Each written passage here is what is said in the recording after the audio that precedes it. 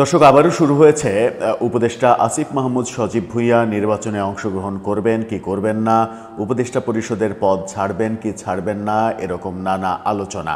কদিন আগে তার এনসিপিতে যোগ দেয়া এবং এনসিপিতে নির্বাচন কার্যক্রম পরিচালনা এবং পুরো সাংগঠনিক কর্মকাণ্ড পরিচালনার একটা বিশেষ পদ তৈরি করে সেই দায়িত্বে তিনি ফিরছেন, এরকম প্রেক্ষাপট আলোচনা করে নাসিরউদ্দিন পাটোয়ারি পদত্যাগ করেছেন। যেহেতু তার ওই মুখ্য সংগঠকের দায়িত্ব থাকা আর মানে আসিফ মাহমুদ সজীব ভুঁইয়ার দায়িত্ব নেওয়ার কারণে তার পদটা ভ্যালুলেস হয়ে যাবে, সেই কারণেই তিনি পদত্যাগ করেছিলেন। এই খবর গণমাধ্যমে আসার পরদিনই নাসিরউদ্দিন পাটোয়ারি অস্বীকার করেছিলেন যে তিনি পদত্যাগ করছেন না, এই খবর ভুল খবর, এবং তিনি এনসিপিকে ক্ষমতায় নিয়ে যাওয়া পর্যন্ত আছেন।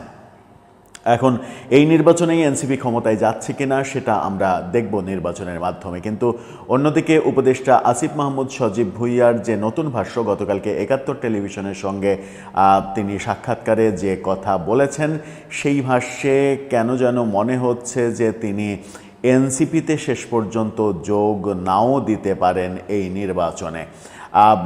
তিনি যেটা বলেছেন সেটা হচ্ছে নির্বাচনে অংশগ্রহণ করলে স্বতন্ত্র হিসেবে অংশগ্রহণ করবেন। কিন্তু আসিফ মাহমুদ সজীব ভুঁইয়ার জনপ্রিয়তা কি এত বেশি বাংলাদেশের যে কোনো অঞ্চলে যে তিনি স্বতন্ত্র হিসেবে নির্বাচন করে সেই নির্বাচনে জিতে আসবেন? বাস্তবতা কি? মুরাদনগরে, কুমিল্লার মুরাদনগরেই তার জনপ্রিয়তার অবস্থা কি? যদি অন্য কোথাও নির্বাচন করেন তাহলেই বা কী অবস্থা দাঁড়াবে?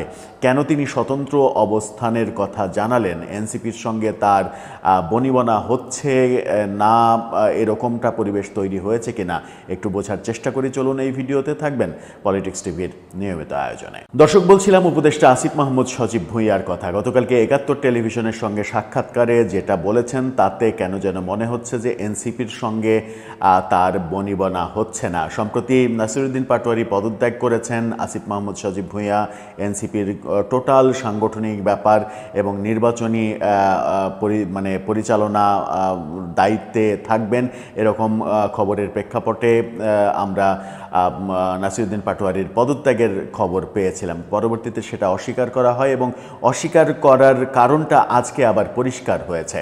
আজকে এনসিপি নির্বাচন পরিচালনা কমিটি তৈরি করেছে, সেই কমিটির প্রধান করা হয়েছে নাসিরউদ্দিন পাটোয়ারিকে, সদস্য সচিব করা হয়েছে তাসনিম জারাকে। এই ঘটনা বলে দিচ্ছে যে আসিফ মাহমুদ সজীব ভুঁইয়ার সঙ্গে এনসিপির শেষ পর্যন্ত বনিবনা নাও হতে পারে। তাহলে কি তাদের মধ্যে এক ধরনের ভাঙন তৈরি হয়েছে? আসিফ মাহমুদ সজীব ভুঁইয়াই বা নির্বাচন করলে স্বতন্ত্র নির্বাচন করবেন এমন মন্তব্য কেন করছেন? গতকালকে ৭১ টেলিভিশনে কি বলেছেন তিনি? ৭১ টেলিভিশনের এই শিরোনামটা দেখলেই আপনারা বুঝতে পারবেন। সেখানে তিনি বলছেন, নির্বাচনের বিষয়ে এখনও চূড়ান্ত সিদ্ধান্ত হয়নি, তবে নির্বাচনে অংশগ্রহণ করলে ঢাকা 12, তেজগাঁও এবং তেজগাঁ শিল্পাঞ্চল অঞ্চল ও শেরেবাংলা নগর আসন থেকে স্বতন্ত্র নির্বাচন করব। অর্থাৎ ঢাকা 12, তেজগাঁ অঞ্চল যেটা, সেই আসন থেকে তিনি নির্বাচন করবেন। নির্বাচন করলে সেই কথা স্পষ্টভাবে জানিয়েছেন। এই প্রথমবারের মতো তিনি কোন আসন থেকে নির্বাচন করবেন সেটা জানালেন। কুমিল্লার মুরাদনগর থেকে তিনি যে নির্বাচন করতে পারবেন না কিংবা করবেন না সেটা অনেক আগেই পরিষ্কার হয়ে গিয়েছিল, কারণ কুমিল্লায় মুরাদনগরে তার জনপ্রিয়তা একেবারে শূন্যের কোঠায় প্রায় নেমে গিয়েছে। তার বিরুদ্ধে প্রচুর অভিযোগ, তার বাবার বিরুদ্ধে অভিযোগ। এরকম পরিস্থিতিতে মুরাদনগরে নির্বাচন করার মতো পরিবেশ আদতে তার নেই। সুতরাং ঢাকায় নির্বাচন করার সিদ্ধান্ত নিয়েছেন। এই প্রথম তিনি জানালেন ঢাকা 12, তেজগাঁ শিল্পাঞ্চল এই এলাকা থেকে তিনি নির্বাচন করবেন, কিন্তু সেটা স্বতন্ত্র নির্বাচন করবেন। কেন সেটা এনসিপির হয়ে নয় সেটাই একটা বড় প্রসঙ্গ। তাহলে এনসিপিও সেখানে প্রার্থী দেবে, বিএনপিও সেখানে প্রার্থী দেবে, জামাতও সেখানে প্রার্থী দেবে, আর স্বতন্ত্র নির্বাচন করে আসিফ মাহমুদ সজীব ভুঁইয়া জিতে আসবে। ব্যাপারটা কি সেরকম হবে? সেরকম সহজ হবে? যখন তিনি তেজগাঁ অঞ্চল থেকে, ঢাকা 12 অঞ্চল থেকে নির্বাচন করতে চাইছেন, তখন গতকালকে বিএনপি ঘোষিত যে 237 আসনের মনোনীত প্রার্থীদের নামের নামের তালিকা আমরা পেয়েছি, সেখানে আমরা দেখছি ঢাকা 12 আসন থেকে তারা মনোনয়ন দিয়েছে সাইফুল আলম নীরবকে। সাইফুল আলম নীরবের সঙ্গে তাহলে